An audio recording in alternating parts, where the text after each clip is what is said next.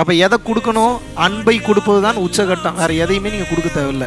இந்த அன்பை நீங்கள் அதிகமாக யாரிடமும் நீங்கள் கொடுக்க கொடுக்க கொடுக்க கொடுக்க என்ன ஆகும்னா, எந்த இடத்துக்கு போனீங்கனாலும் அங்கே இருக்கக்கூடிய மிருகங்கள் உங்களுக்கு வசமாகிவிடும். உங்ககிட்ட வந்து பேசாமல் படுத்துக்கும். உங்களை தீண்டாது.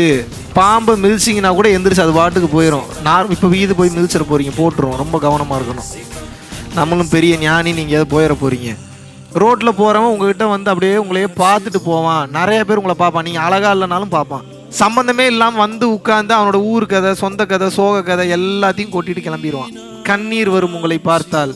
ஏன் அப்படின்னா உங்களுக்குள்ளே இருக்கக்கூடிய இறைவன் வெளியே வந்துட்டாருன்னு அர்த்தம். வெளியே வந்த அந்த இறைவன் உங்களோட உடம்பிலிருந்து ஒரு அதிர்வலைகள் வெளிப்படுது இல்லையா? அந்த அதிர்வலைகள் வெளிப்பட வெளிப்பட அதற்கு பஞ்சபூதங்களும் நவக்கிரகங்களும் அனைத்து விலங்குகளும் அனைத்து பறவைகளும் வசியமாகி நிற்கும் மாபெரும் யோக ரகசியம். இதுக்கு மேலே உங்களுக்கு என்னத்தை தான் சொல்லி கொடுக்கறது? எல்லாத்தையும் சொல்லியாச்சு.